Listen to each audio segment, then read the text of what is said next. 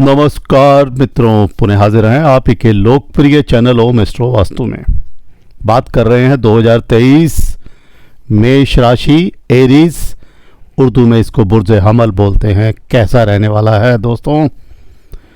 पहले आपके बारे में बताते हैं। बहुत ही उत्साही, साहसी, नेतृत्व क्षमता के गुण होते हैं आपके। उद्यमी होते हैं, यानी बिजनेस में बहुत तरक्की करते हैं।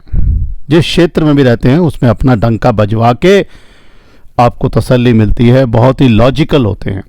किस्मत पलटने वाली है। क्या होने वाला है 2023 में? 17 जनवरी को शनिदेव कुंभ राशि में आ गए, यानी अपनी मकर राशि से निकल के उच्च राशि है इनकी कुंभ, और कुंभ राशि आपकी लाभ के भाव में बैठी है। तो लाभ के भाव में अपनी ही राशि में आपको आर्थिक लाभ देंगे। व्यापार में, नौकरी में सफलता मिलने की पूरी संभावना नजर आ रही है। मेष राशि के लोग जो होते हैं उदार होते हैं, दूसरों की सहायता के लिए बहुत ही तत्पर रहते हैं। विपरीत परिस्थितियों से घबराते नहीं हैं। कॉन्फिडेंस इनके अंदर कूट कूट के भरा होता है। अब क्या हो रहा है आपके साथ? दूसरा सुंदर काम, बृहस्पति महाराज मीन राशि से निकलकर मेष में आ रहे हैं, यानी आपकी राशि में खुद आ रहे हैं। गुरुदेव बृहस्पति भाग्य में वृद्धि होने वाली है, लगन में बैठ गए। ज्ञान में, इंटेलिजेंट में तरक्की होगी। बहुत ही अच्छा विवरण नजर आ रहा है 22 अप्रैल 2023 से। तीसरा परिवर्तन क्या हो रहा है आपकी जिंदगी में? राहु जो है प्रथम भाव में गोचर कर रहे हैं अभी, और उससे आपको जो जो बेनिफिट मिलने हैं वो मिलेंगे। और इसके बाद मेष से मीन लगन में आ जाएंगे। मीन लगन में यानी आपके लगन से 12वें भाव में। सेहत में उतार चढ़ाव रहने का संभावना है। और मेष राशि के लोगों को ये जो परिवर्तन राहु और केतु का है, तुला से कन्या में आ जाएंगे 30 अक्टूबर में। और कन्या आपके लगन के छठे भाव में है, यानी छठे और 12वें भाव में राहु और केतु बैठ के थोड़ा सा बेनिफिट भी देंगे, क्योंकि क्रूर भाव है, त्रिक भाव बोलते हैं, क्रूर ग्रह हैं, अच्छे फल देंगे। अड़चनों के बाद सफलता आपको निश्चित रूप से मिलेगी। प्रेम संबंधों में लापरवाही मत रखना, ये एक खास बात है। और राहु का जो अभी लगन में आप बैठ के गोचर कर रहे हैं, उससे तो आपको कॉन्फिडेंस वृद्धि होगी, लेकिन उसके बाद जो प्रॉब्लम नज़र आ रही है, गुरु के साथ राहु भी बैठ गए आपके 12वें भाव में, चंडाल योग बन गया। संभल के रहिएगा, लेकिन घबराने की इसलिए बात नहीं है कि सब कुछ आपको आपके अनुरूप मिलने वाला है। स्वास्थ्य आपका ठीक होगा।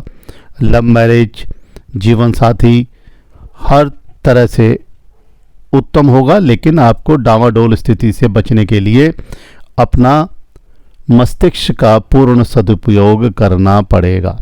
स्वास्थ्य की दृष्टि से ये पिछले वर्ष की तुलना में बेटर है। थोड़ा राहत अनुभव करोगे, स्वास्थ्य आपके अनुकूल रहेगा।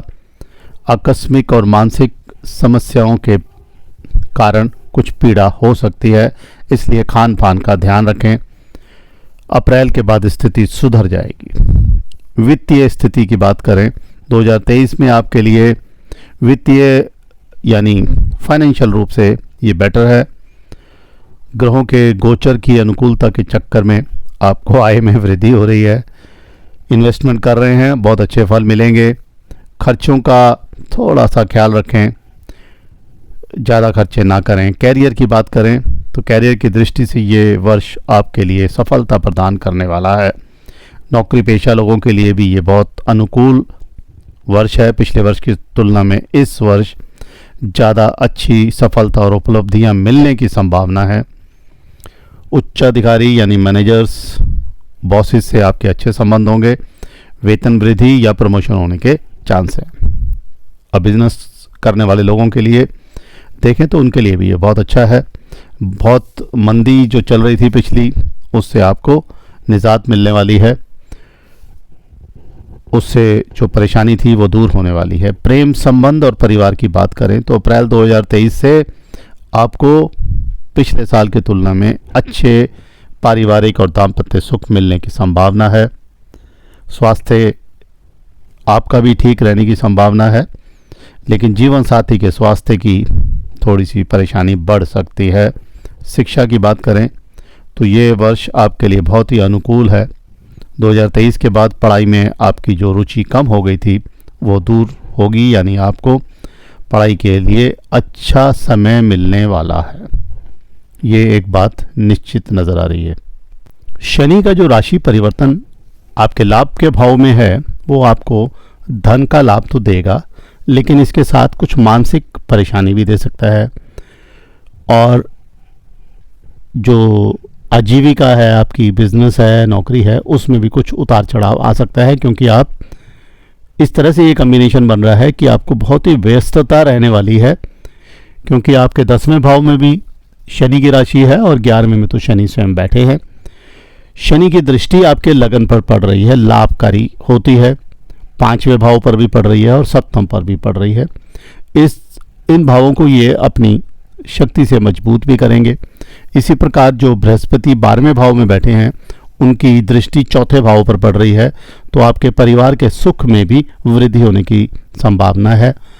6ठे और 8वें पे भी पड़ रही है, तो 6ठे और 8वें के कुछ दोष हैं, बृहस्पति की दृष्टि से वो दोष भी काफ़ी कम होंगे।